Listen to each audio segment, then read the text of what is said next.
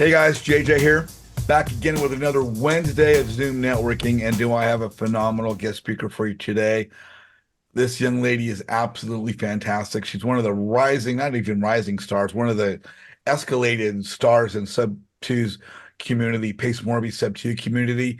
You've probably heard me talking about Pace many times. He's a premier genius in the country, which means the world, on creative finance. And Pace's Sub 2 community is unparalleled as the best real estate education platform out there. Our guest speaker is highly respected within the Sub 2 community. She's been one of the pivotal OG founders as far as, the initial rock stars, and continues to shine and lead by example.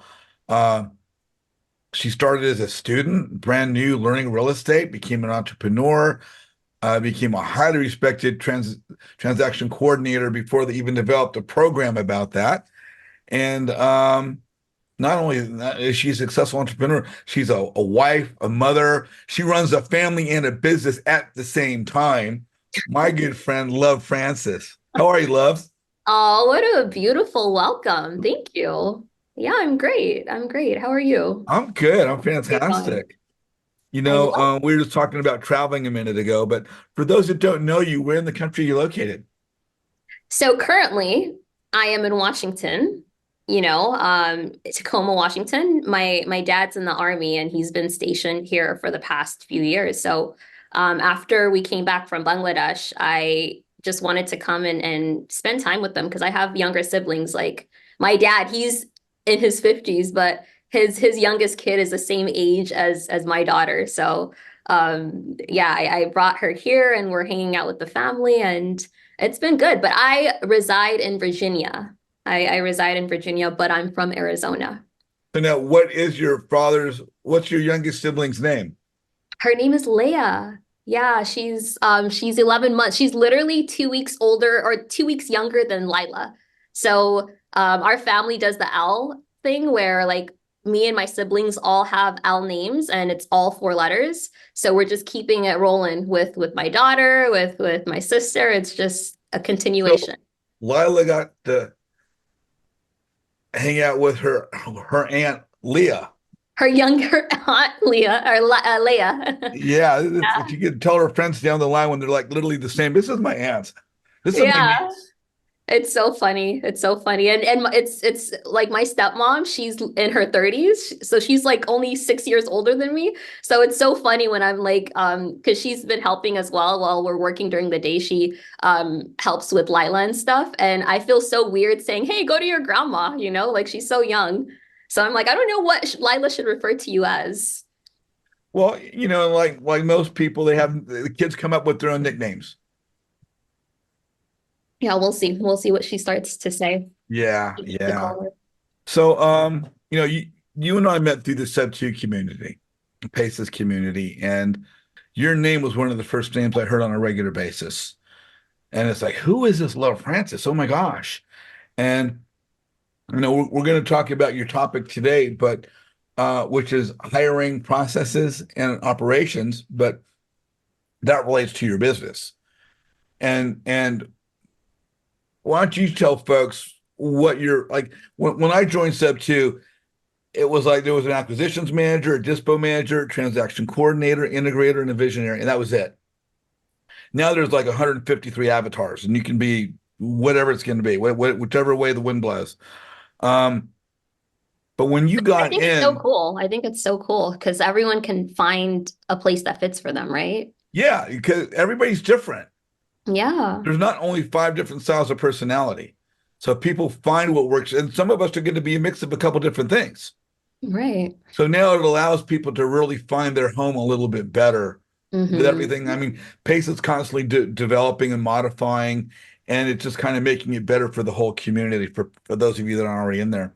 But when you got in, how what are you looking at? Were you wearing all the hats to start with? Because you weren't married when you got in. That happened later. And of course, you met your husband through Sub 2. We'll talk about Yeah. him. He's a rock star. But uh, how did you decide what path you were going to go, and what path was that? Yeah, it was difficult. And that's why I just mentioned it's so cool now that, there's so many different avatars where people can easily navigate and find themselves within these avatars, right? When I first joined, I heard of real estate through YouTube rabbit hole. And it was after, being so exhausted with my current reality at that time. And that was working two jobs, just to kind of make ends meet. I was bartending and then I was a supervisor at a private resort and at the front desk. And I was just tired. I was working every single day, and um, I'm like, there has to be a better way around this. There has to be a way where I can make more money and not be so exhausted all the time. So I found real estate, right? After going through so many different avenues and seeing and researching and seeing if it fits or resonates or if it's attractive. Um, and from there, I went through the whole YouTube university of all things real estate, podcasts, videos and all the things. And that's how I happened to come across Wholesale Inc. And at that point, they were doing like interviews with Pace, Jamil, and Brent. And I'm like, oh my gosh, like this is so cool. These people resonate with me, in terms of their personalities, in terms of their vision, in terms of their why. I'm like, I need to find out more about them. Mhm. And that's when I found out that they're in Arizona. And, one thing led to another. I just made it a priority to be as active in meetups and joining the free Facebook group. And then, that's when around the time he was releasing his sub 2 course. And I'm like, I have to be a part of this. I need to figure out how I can do it. I didn't have the money to even join. But the cool thing, they were at that point, I don't know if they're doing it now, but they do the monthly installment payments and that's what I signed up for. And that's what helped me. And when I joined, I'm like, oh my gosh, I'm going to do wholesaling. It's simple. I'm going to get rich in Mhm. like 30 days, easy. How And did that go for you? How did that go for you? it was difficult. Entrepreneurship is hard and doing it on your own is even harder. And that's why it's so beautiful to be a part of these communities and even the community that you've built, JJ. I'm just like, I've told you this numerous times. I'm always so impressed by the way you show up, the way you build your community and the way you're growing it.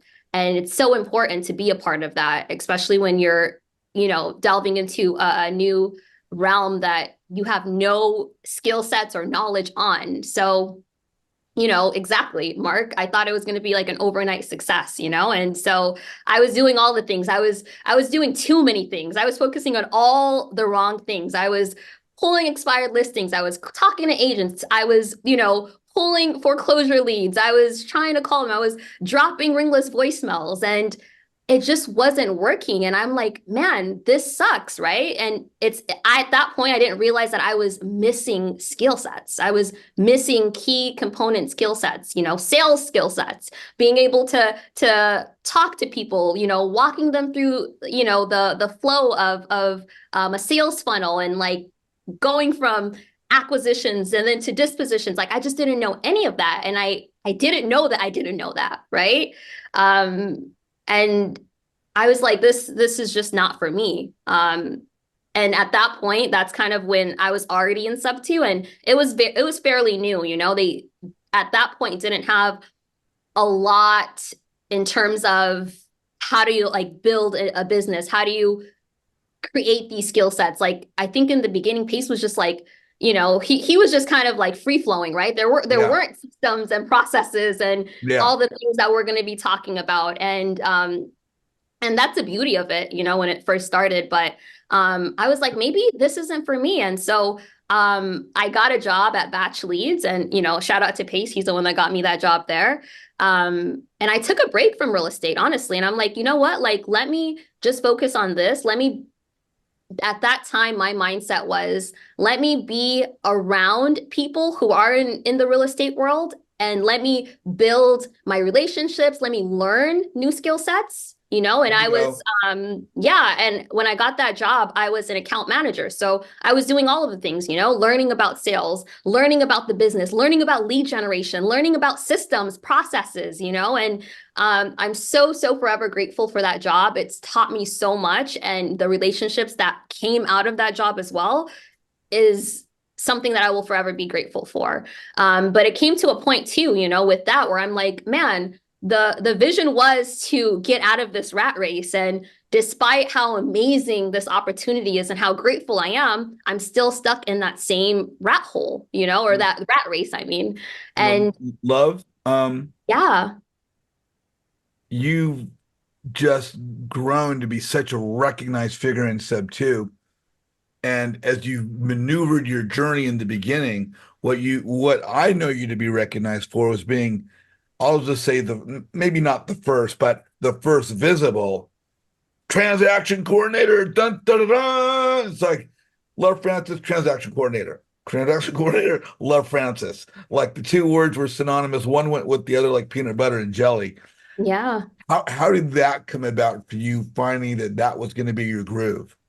So yeah, it kind of goes into the story of like at that point when I was working at Batch and came upon that realization, that's kind of when TCing became so known in the Sub 2 community and not to the level it is at now. It was very, very low key at that point, but there weren't a lot of people who knew how to do it, right? And I was so fascinated. I'm like, oh my gosh, like I have to learn this. And I literally learn by doing, right? And one of the first things I did was just market in the free Facebook groups because I saw that there was a demand, and I was able, like one of my first deals, right? And it was a first wholesale deal. I was able to convert a cash transaction into a creative transaction, and after that, I'm like, oh my gosh, like I'm doing it. I got it to the finish line. I got paid and it was successful. And the guy, I still talk to that buyer till this day. And that's how I got my foot in terms of TCing. That's how I was able to start doing it, and I saw a demand, and I'm like, let me do it for people, let me learn as I'm going. And that's something that I was very transparent with people in the beginning of, I actually don't know what I'm doing, but I'm gonna figure it out. I've done a few and I'm gonna learn it, and that's how I was able to build. And that's sometimes where you have to be. But yeah, I want to talk about really the first time I met you, Do you which remember? was at Clever Summit in Las Vegas. And you were introduced to me by a young man by the name of Munif Saza, who had become a friend of mine. I met him previously in San Francisco at an event that he did there. But through your journey into real estate, you've met your husband and have started a family. Crazy. Never in a million years would I have ever expected the way everything turned out to be, and yeah, it's truly, truly crazy. Awesome. No, and you guys are a power couple, obviously. You're both highly respected in the community. You guys have a track record of being consistent and honest and forthright and, givers, go givers, as the saying goes. Um, let's jump in your topic a little bit. Your topic today is hiring processes and operations. How did you come up with that topic for today? Obviously, things have become of importance and things that you feel need to be addressed. Is this something that's more related to transaction coordinating in general? Is it the whole overall? I know it applies everywhere, but how does your perception of how you want to address the topic today?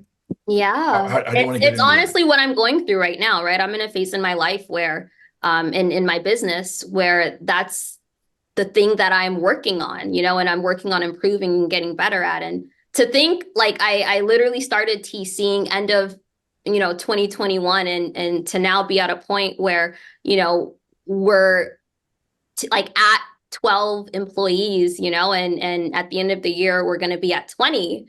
Wow. And, hiring processes, it doesn't just pertain to intentional TC, although that's my main focus. It also pertains to like our crowdfunding. We have a crowd fund right now that we finalize for the Pensacola units, and like when it comes to contractors, when it comes to renovating, when it comes to design, when it comes to, exit strategies, like that all takes systems, processes, and it takes also staff and team members, right? Like these skill sets that I'm learning right now, it applies to every, part of entrepreneurship. And I'm that's the reason why I brought it up, is because that's what I'm focused on right now. That's I want to be a great operator. I built systems for my company. I'm continuing to build systems and for all of our businesses. And then hiring, that's a bloodline. Other than sales, of course, you need sales, right? But the people on your team, the people that you bring into your infrastructure, that's so important, because that it's all dependent on that, because they're the ones that are extension of you, of your business, they're a representation of you. So it's a very important topic, especially when it comes to what we do in the real estate world. Now, as you started to hire people, and as you said, you've gone from obviously starting with your first one at one point in time, one, and now you've got 12 VAs. But have you found through the process of hiring not just one, but multiple, and some last a long time, and obviously some don't, you've got to find the right fit. Do you find there's now a standard procedure that you use, or standard questions that you ask, or standard things you look at, and does it vary by position? So, yes, it does vary by position. But in terms of set questions, I still don't have specific set questions that I ask, because when I go into interviews, and I just want to get to know the person, right? I have an idea. I visualize who I want in this role. I visualize what their traits are, how they show up, right? And when I go into the interview, it's just about the person, and learning about them, and seeing, based on me just trying to learn about them and figure them out, if how they respond resonates with who I had in mind, right? And if it resonates with who I am and my, values. And that's, I think, what I would recommend to people is you actually don't need to have it all figured out when you're hiring someone, especially your first person. Like, you don't need to have a script. You don't need to have certain questions where it's concrete. Like, you don't need any of that, right? You don't need to know it all. What I would recommend for people, if you're hiring your first person, because for a lot of people who are starting out, they may not have the funds to be able to bring on like a A level, right? Someone who has the experience, someone who has the skill sets, right? You have to do a lot of training in the beginning, and that's what I traded, because I had so much time on my hand in terms of being able to really be one-on-one with my first team member, my second team member. I was trading the skill sets, okay? And in terms of some of them didn't have TC background, right? And I would then come in and teach them everything about creative finance, everything about TCing, and repeat. And then, after that, once you hire that first person, and you're able to train them to a really, really great level, then they can go and turn around and also help train the new people that you're bringing on, if you're then limited on time, and yeah. That sounds excellent. Yeah, but I've hired my first employee. I My know, my my she's on my right VA now. Belle is on the call right now with us. I met her last time when we did the promo video.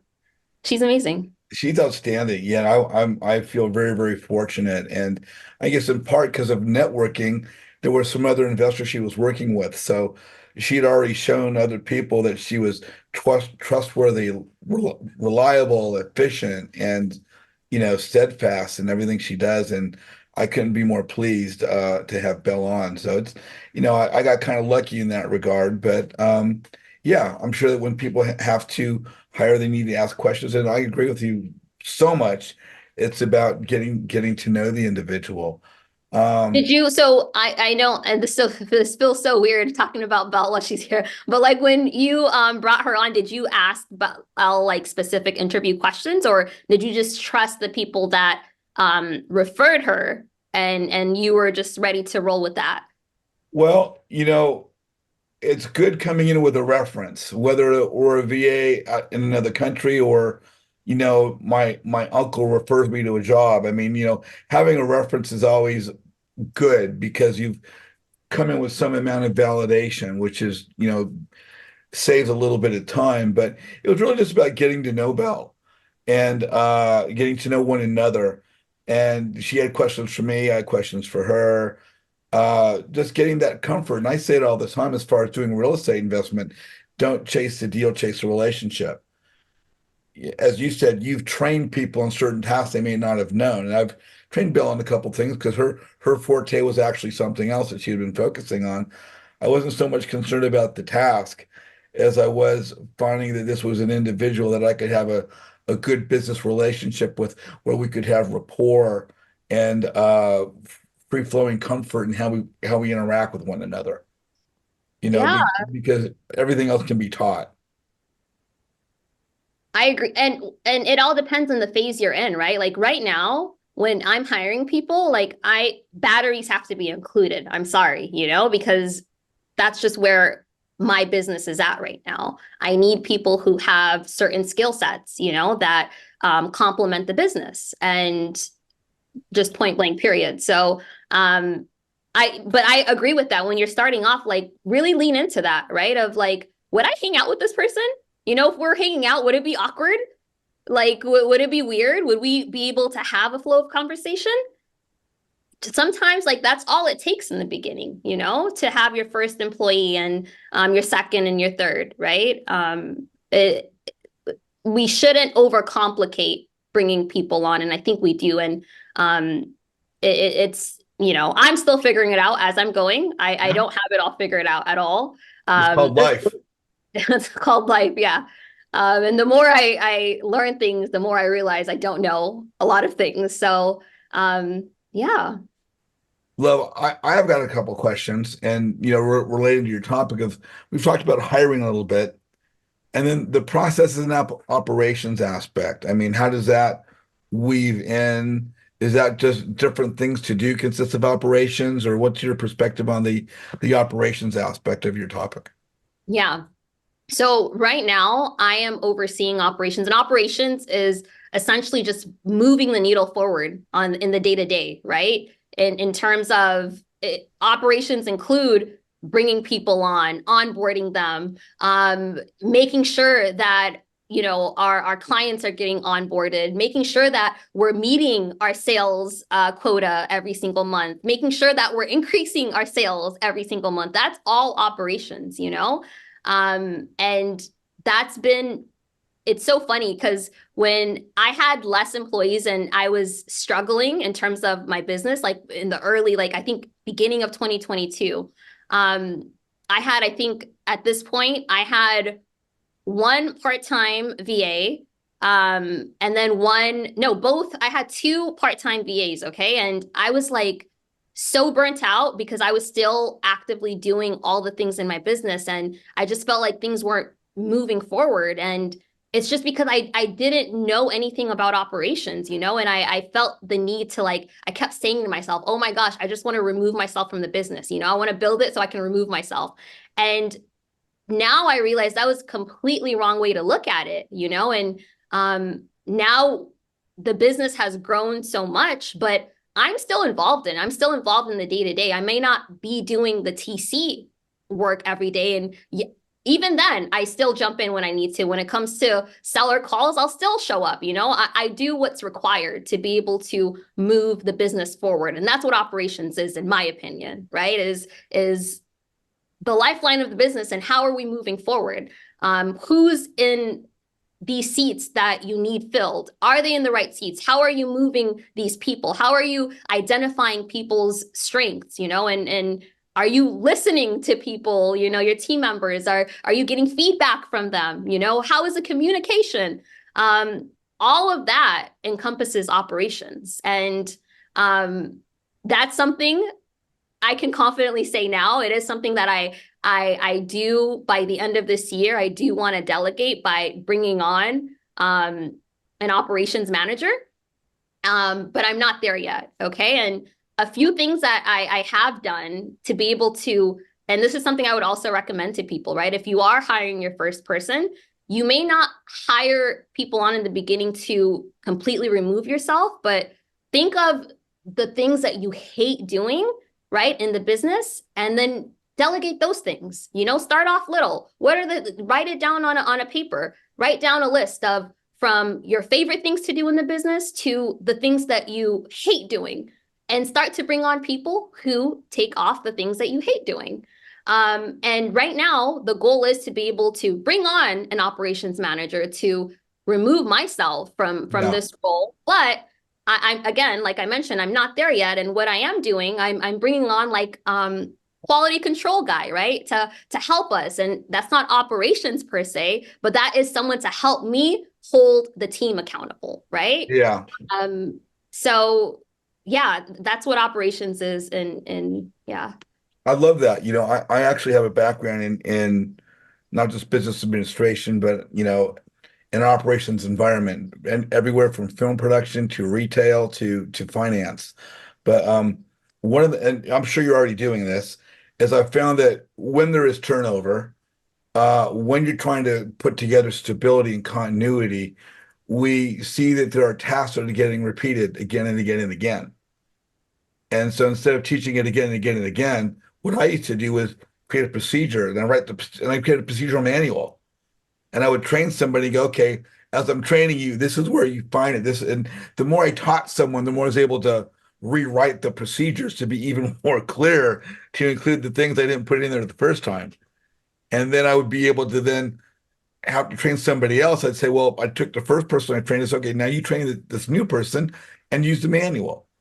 And then eventually I got to where I could just step away and my team was just training the new people with the manual, and there was continuity because the procedures were the continuity. But that's exactly what you're saying, and so I just love what you're saying because it kind of relates to what I've done in the past. So it's really cool to see the similarity from someone like yourself who's successful in this industry, as I'm trying to get to where you are to realize that some of the things I've done previously can be possibly easily transferred into this new industry for myself.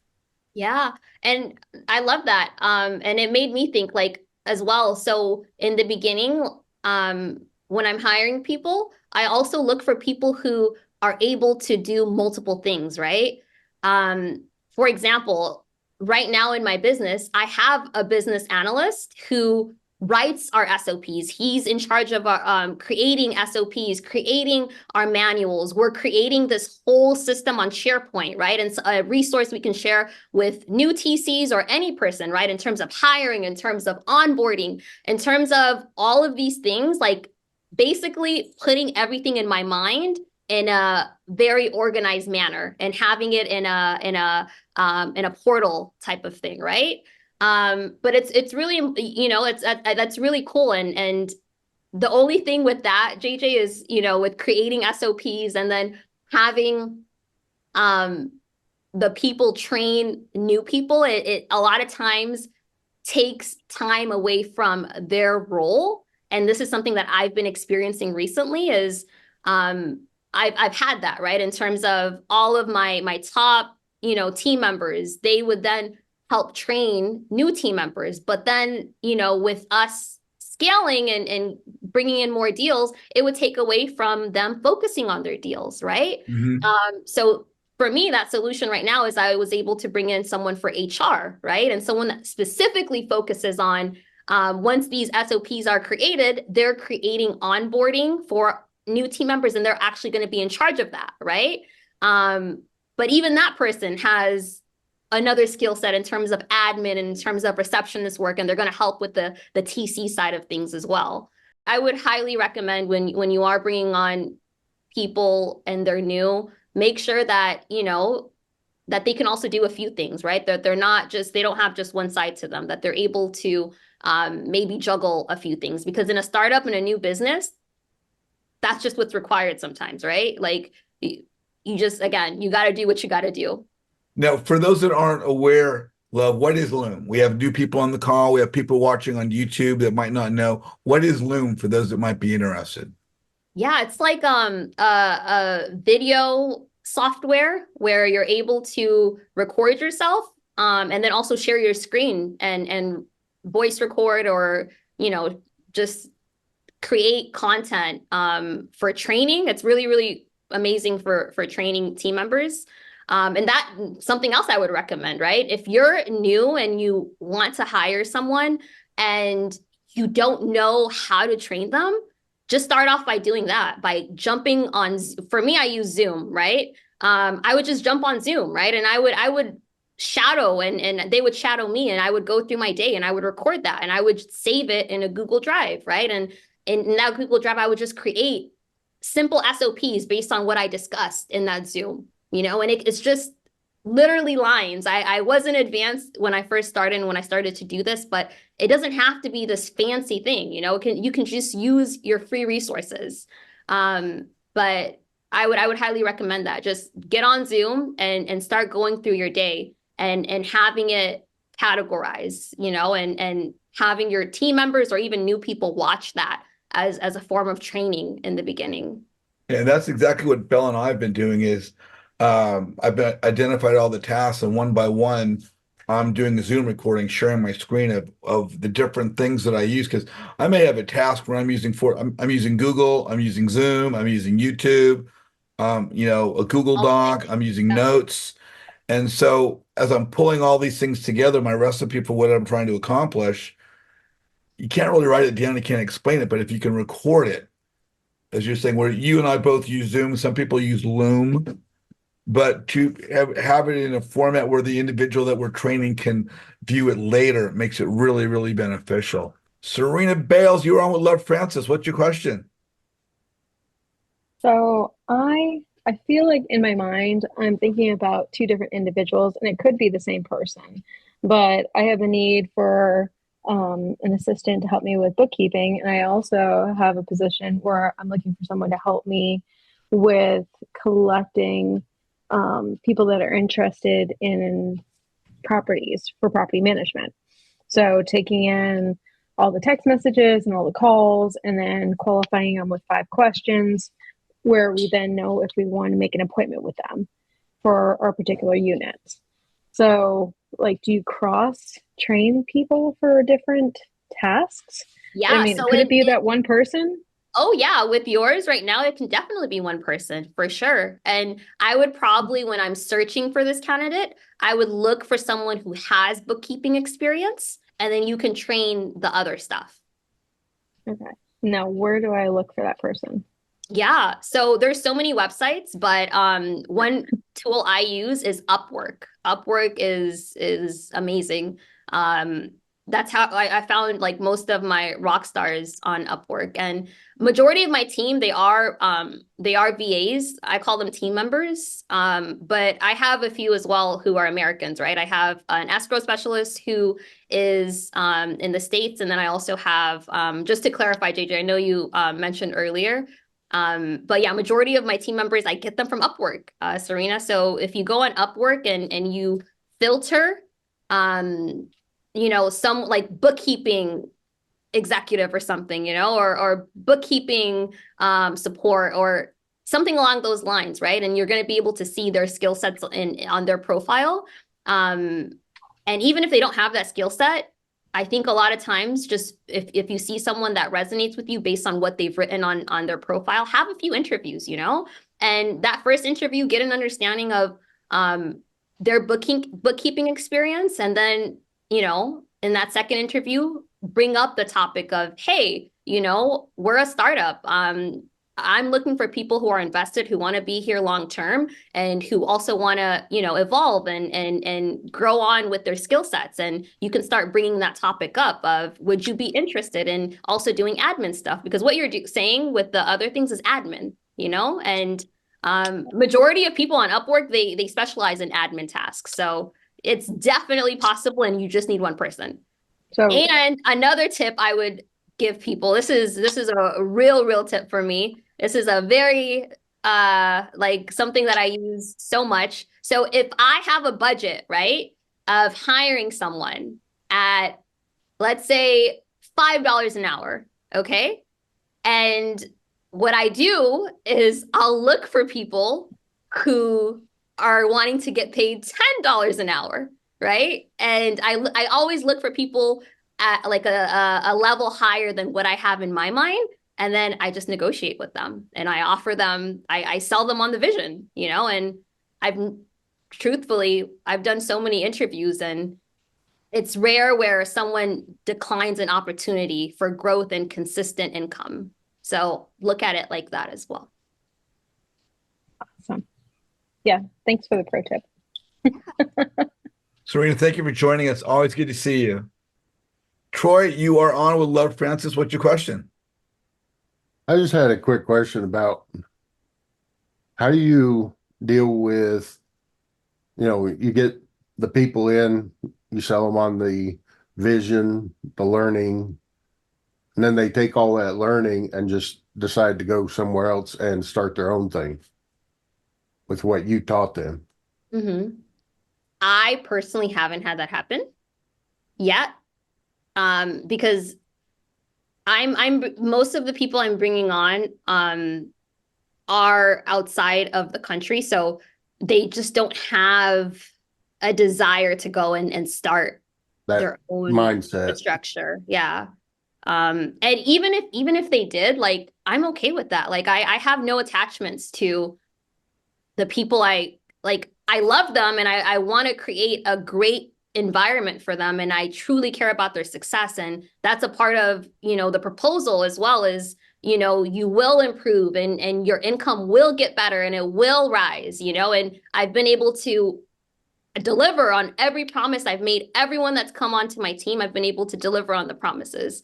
But I just don't have that in my mind of, like, if they leave, good for them. If they want to start their own, cool. I'm supportive of that. It's what's for me is for me, right? What's destined for me is not theirs. So I don't ever think about that. And Troy, just to throw in on that a little bit, anytime you have a company and you're dealing with employees and you're training people and they're growing, that's inevitable. Some people may leave due to the fact moving cross country. Some people may move from Arizona to Virginia, right? Some people may move. Some people may have to leave because they're expanding their family and they want to be a full-time mom or full-time stay-at-home dad or something. And so as people leave, we need to replace them. And that's just always going to be part of the deal. And some people, very, very good employees, are going to want more for themselves. And sometimes what we have is going to be limited in availability, and they're going to have to move on to suffice their desires and their needs. Yeah. Some people are going to have to move on because they're no longer a fit. Maybe their personality is no longer fitting in with our team concept. But turnover is a part of the game. We just have to accept it. We have to plan for it. And we always need to be ready to replace somebody, whether it's their good fortune or ours, or, they might have gotten in a car accident, or the unfortunate circumstance, maybe they're no longer a fit for a company. But in order to ensure the continued success of what we're doing, we have to be prepared for that change and adversity. I'm just trying to figure out, I think, more specifically, because I've seen it in other companies, is it'll be like a certain position will have a high churn rate. One thing I do as well, because I will speak on this. One thing I do is for each, I guess, department, I have a buddy system. So when I'm creating like a new service, I always have at least 2 people in that position or in that department. For example, we have our subscription model, right? We have 2 people handling our subscription clients.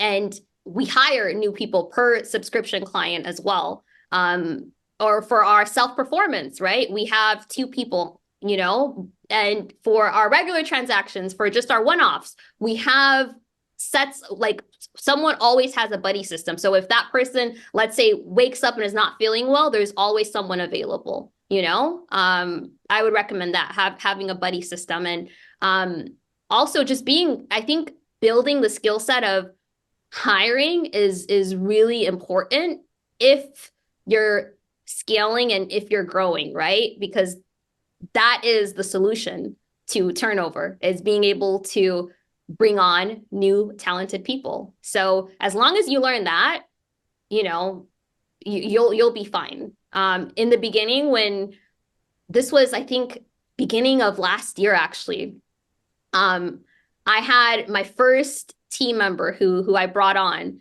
and he's still with me. He went through a lot of life changes in terms of just, you know, really crazy stuff. And there were times where he wasn't available, and so much relied on him in terms of the day-to-day that it was really, really difficult when he wasn't there. And at that point, I'm like, man, like, I just can't have this anymore. You know, this can't be, I can't rely on this. I can't have attachment to a person being there. And if they're not, like, you feel the difference. So since then, that's when I've been able to develop that buddy system, having two people in a role.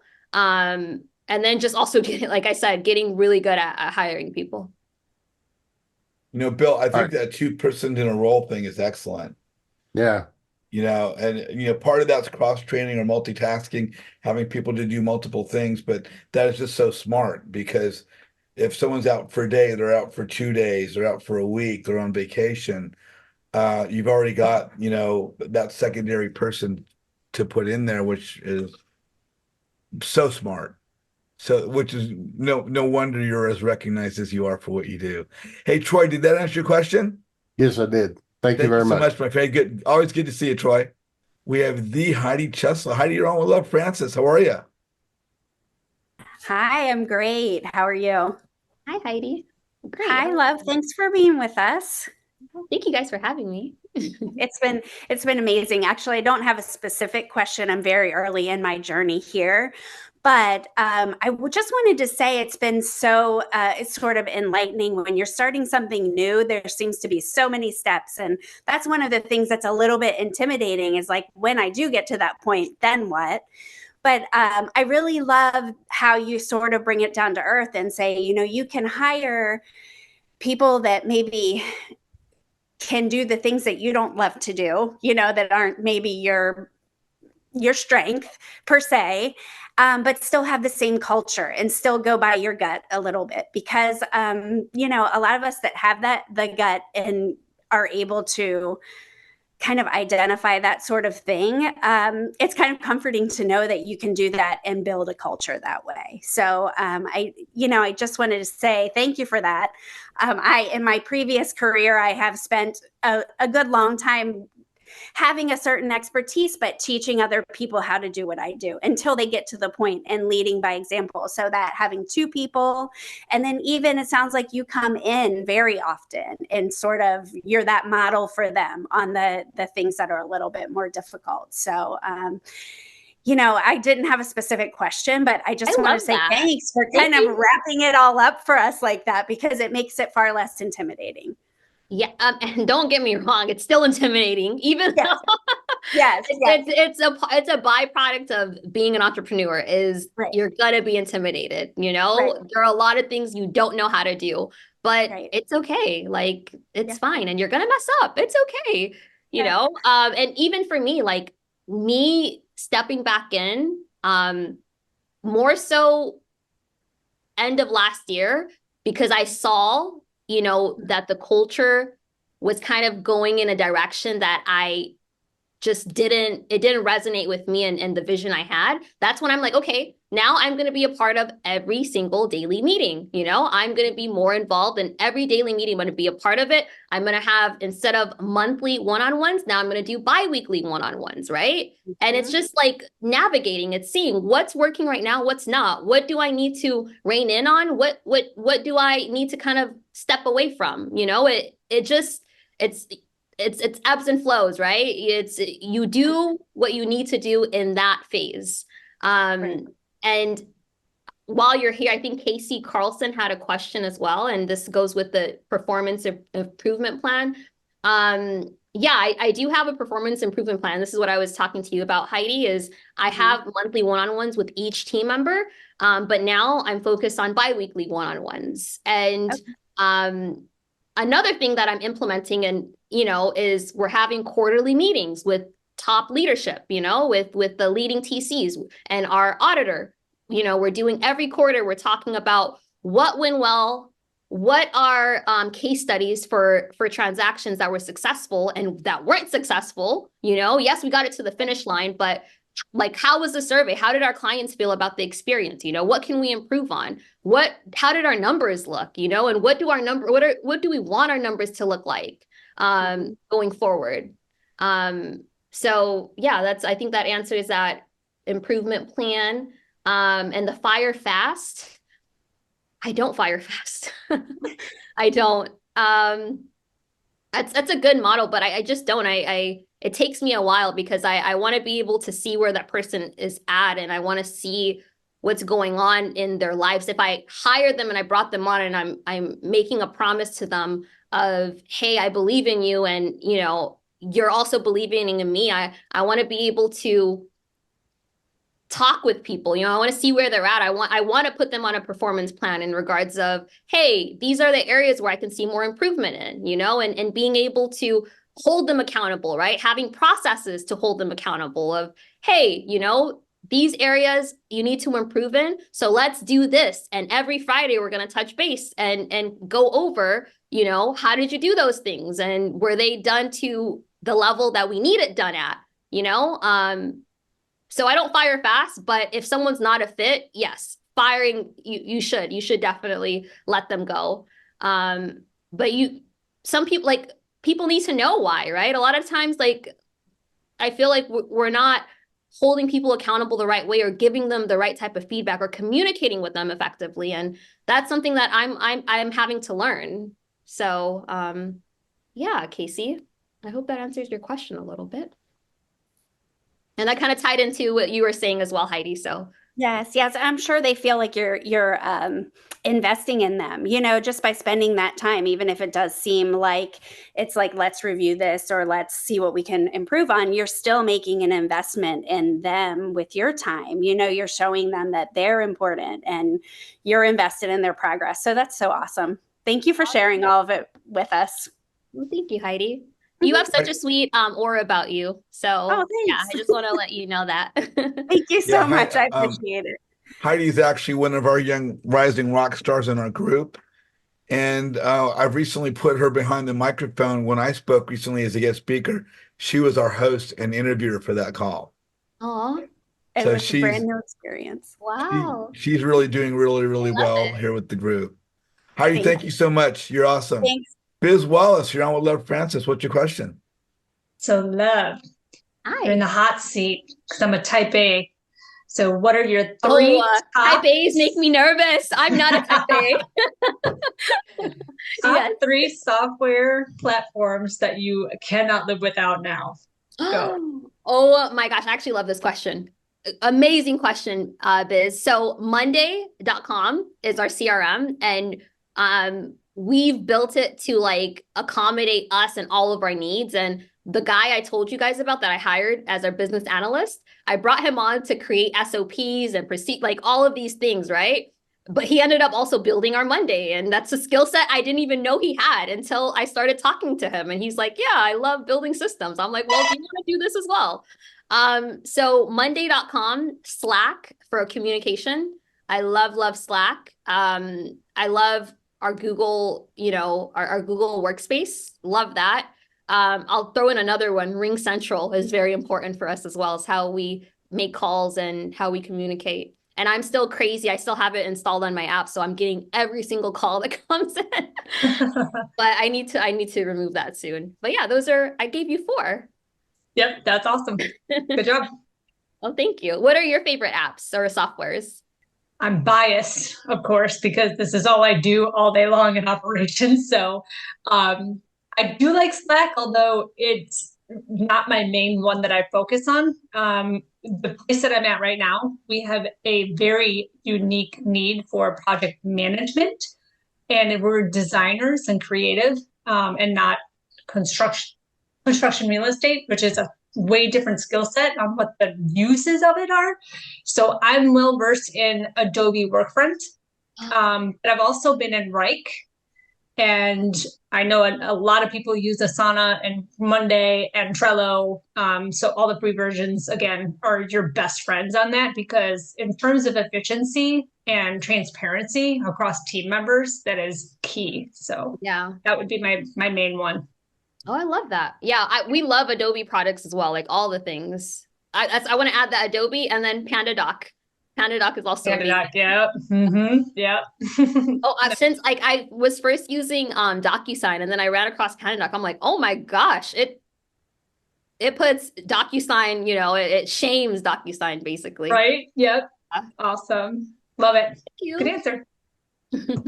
Thank you, Biz. Good to see you. Kelly Basham, you're on with Love Francis. What's your question?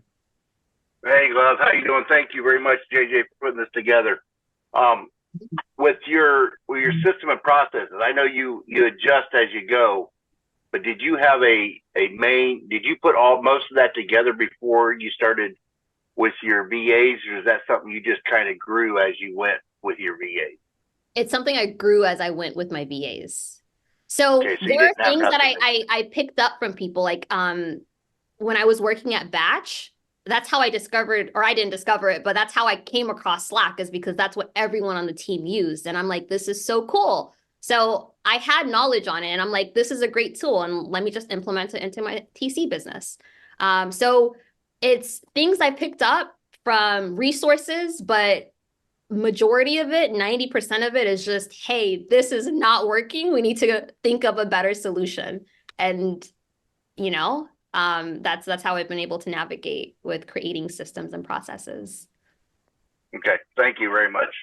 Well, Love, you dropped some serious gold nuggets there. I really appreciate your time. As always, bringing unbelievable value to our little community as we're continuing to grow. So I just really want to thank you for coming on. I've recently hired my first VA Bell, and I'm sure I'm going to be hiring more in the future. And it's just shown me, a couple of things you pointed out, things I need to apply.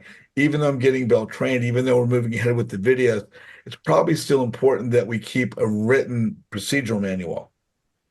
And as we're learning more things, this is another item to add to the manual of additional tasks that are now being brought on, because we need to look back and reflect on what our training base is. If we don't update our manual, then we're not going to have a full landscape of all the things that comprise what our VAs need to do for our respective business. Mm-hmm. So again, thank you so much for pointing those things out. I've got two last questions before we wrap up with you here. If people want to reach out to you, whether the people on the call or people watching weeks and months down the line on YouTube, what is the best way for them to reach out to you? Would it be your TikTok, your MySpace page? Yeah, MySpace, that's where it's at. There you go. Is it Instagram? Do you have a website? What's the best way for people to reach out to you? Yeah, so Instagram is the best way. I want to be more like you, JJ.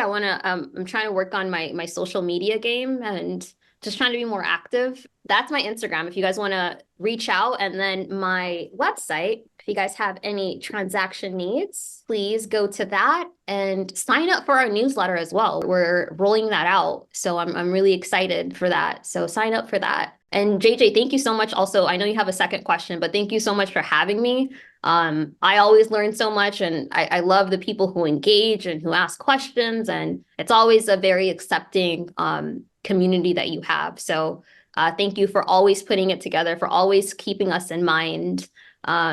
We're so grateful for you. And I want you to change the verbiage of I might hire a second. It's you will hire a second. Well, I know I will. I'm just not sure when. So it's a matter of time. I will be hiring another one. There's so many different things to do. I mean, I'd like to get into multifamily. I'd like to get more proficient into lending, building my buy and hold portfolio.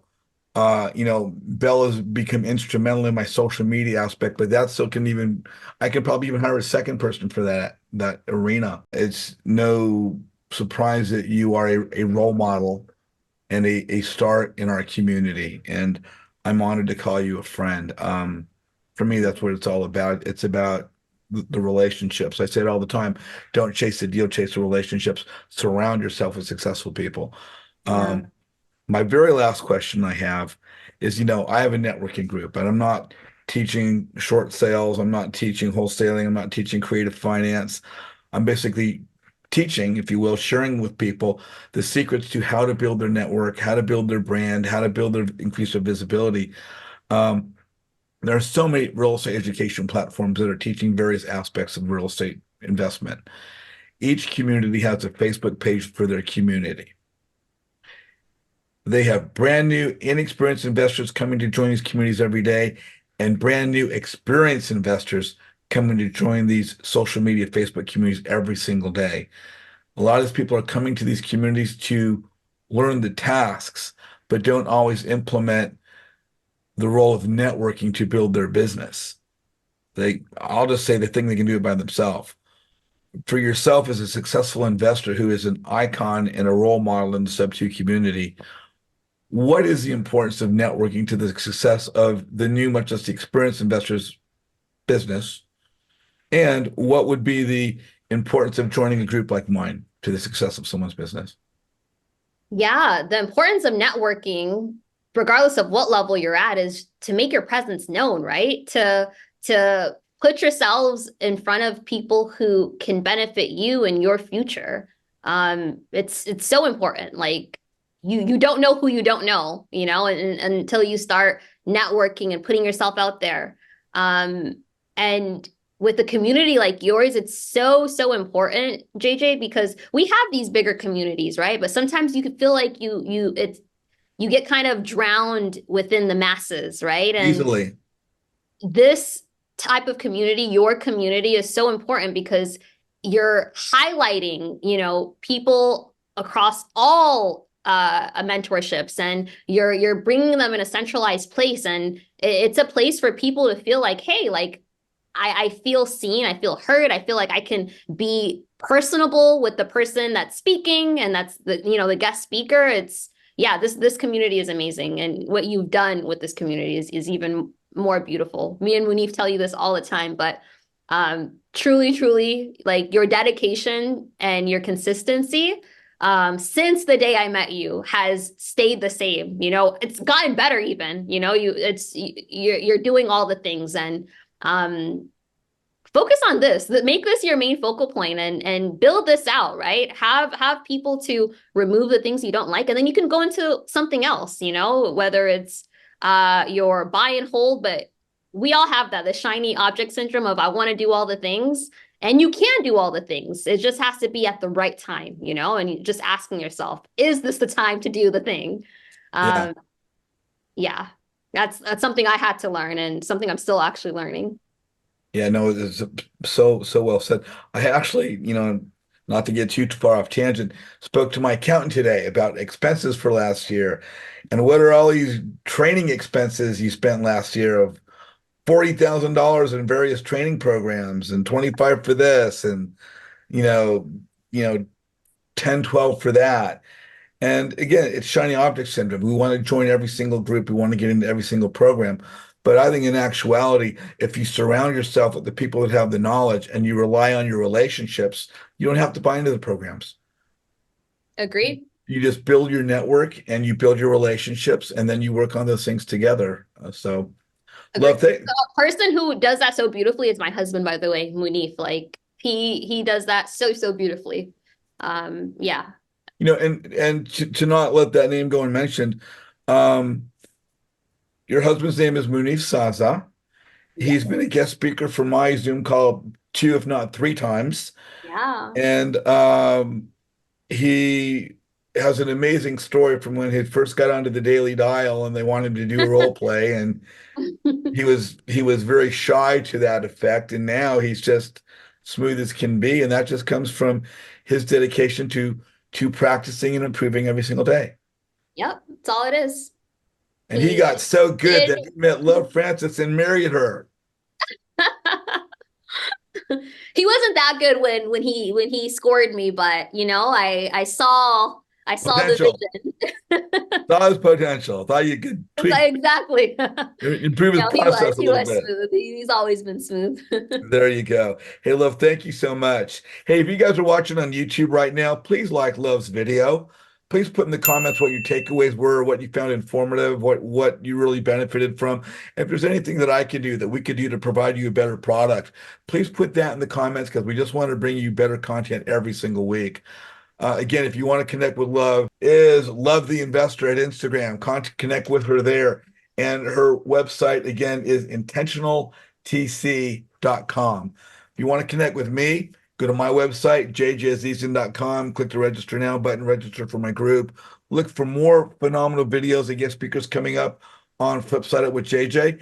And Love, we will continue to do what we do, and we'll Yes. see everybody out there in the virtual world of social media, right? Of course. Thank you, guys. Thank you all so much. Thank